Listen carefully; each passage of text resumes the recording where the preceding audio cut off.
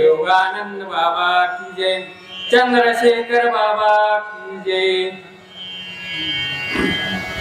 मनोनी धरले दोन्ही चरण, देईन अर्धराज्य जाण, चिंता सागरी बुडका पूर्ण, तारू आपण स्वय व्हावे।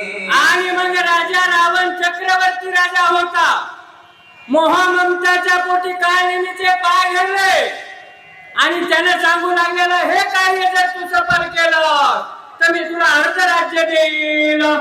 मग ग्लानी बाबा की बहुता,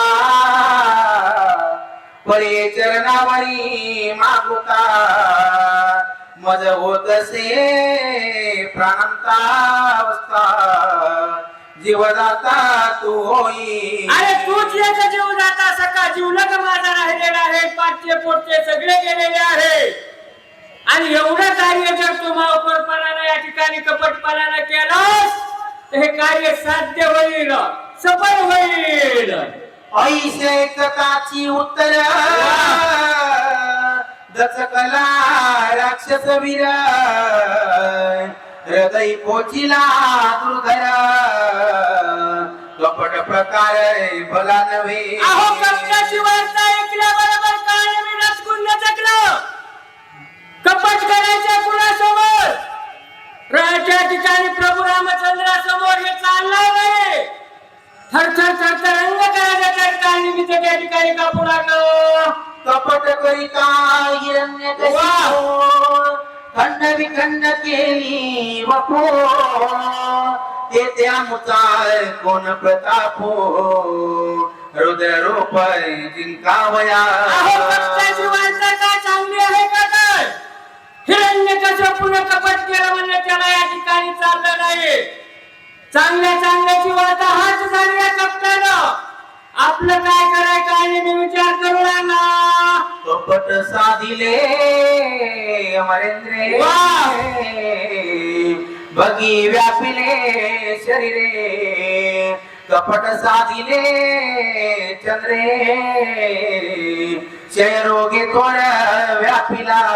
अरे इंद्राने कपट केले भग पडले, चंद्राने कपट केलं म्हणले चंद्र झाला काळा, आणि नारदबाच्या भजनाचा तळा चुकला। चांगल्या चांगल्याची वाट हात केली तर माझं काय?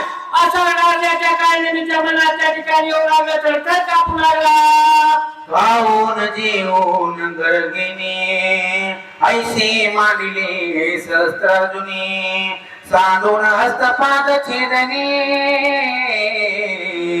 शेकी प्राणी निमाला।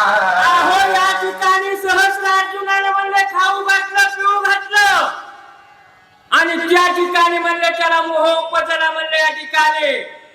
आणि एवढं हे असताना माझ्याच्याने सुद्धा या ठिकाणी हे होत नाही। ते कसं झालं असेल ते सुद्धा त्याला त्या सहस्रार्जुनाला जमलं नाही। हिनी रावणी जाण, सांडोनिया राजचिन्ह, भीक मागू गेला आपण, सीते कोणांना देई माते। लांब कशाला जायचं? ह्याच राजा रावणाने कपट केलं, त्या प्रभूची पत्नी चोरली म्हणले या ठिकाणी भिकारी झाला, वाताहात झाली म्हणले, पाठचे पोटचे सगळे गेले आणि लोकांचे पाय धरायला लागला या ठिकाणी। काय मी मनात विचार करू लागला, माता मने जियसी भोगो पाहे जियसी, कपटे मेळविले धुळीसी, सपुत्र सैन्यसी मारविले। अहो म्हणलं माझे भिकवर, आणि तिच्यावर अभिलाष केला, तिची चोरी केली, भिक्त लागलीच लागली म्हणले या ठिकाणी सकळ कुळाचा नाश होत चालला। एवढं कपटाने वार्ता केली तरी मी हा कपट करायला सांगायला। इतरांची गती कायसी, कपटे नारिले देवासी, ईश्वरत्व सांडोनी मानसी, स्वयंभिकेसी लागला। इतरांची गत सोडाव, देवाची गत म्हणजे देवाची, त्यानं कपट केलं म्हणजे बळीपशी, त्याची काय झाली म्हणलं बळीचा द्वारपार होऊन त्याला त्या ठिकाणी बसावं लागलं. चांगल्या चांगल्याची कप्तान या ठिकाणी केलेली आहे. आपण होऊन आरंग बळीसी मागू लागला भिक. तिने द्वारपार केला दिक. पुराणी असंख्य बोलती. अहो आपण बळीपाशी गेला म्हणलं भीक मागण्यासाठी. बळीनं वरी केला आणि म्हणलं 3 पाणभूमी मागितली. म्हणले याला बघ बळीला त्या ठिकाणी पाचा, पण त्याला त्या ठिकाणी जमलं नाही.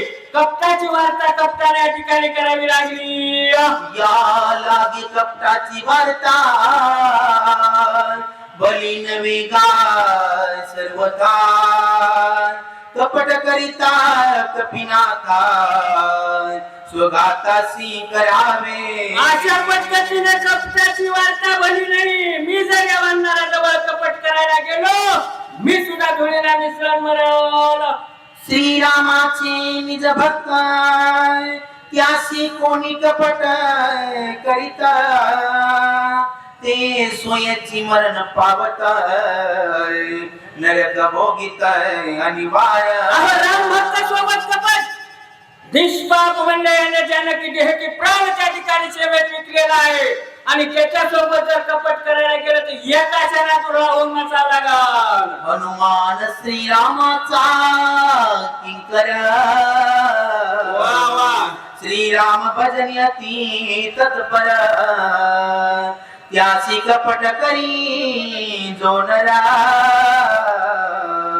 त्यांचे शरीर वाचेना. अरे नित्य या ठिकाणी रामाच्या भक्तीत आहे. मुखा देवाचं नाम आहे, डोळ्यानंच राम पाहतो. नित्य रात्र रामाचं कार्य करतो. त्या रामाच्या भक्ताजवळ कपट या ठिकाणी चालणार नाही. काय मी विचार करू लागला. ऐसे जाण तुम्ही आपण सोय सांगत असे रावण. कपिसी जे विघ्न करण ते मदची मरण ओढवले. अहो या ठिकाणी असा राजा रावण सांगायला हनुमंतरायाजवळ कपट कर. निश्चित माझं मरण जवळ आलेलं आहे. मी आता जगू शकणार नाही. काय मी विचार करू लागला. आया पडून रावणे अर्ध राज्य देईन म्हणे. मदनी मालिया प्राणी राज कोणी भोगावे. अहो या ठिकाणी पाया पडायला लागलाय. अर्ध राज्य दिन म्हणालाय. काशीला मोक्षेश्वर कवा मेल्यावर आणि मेल्यावर जर या ठिकाणी अर्ध राज्याला भेटलं त्याचा काय उपयोग आहे या ठिकाणी. आता नये वाचता राहू इथे. तरी रावणाची करील गात. तया परिसे हनुमंते होया माते हित काही. राक्षस होता पण हुशार होता. त्याने विचार केला आता नाही म्हणावं ह्या दुष्टाच्या हाताने मरावं लागेल, नरकाला जावं लागेल.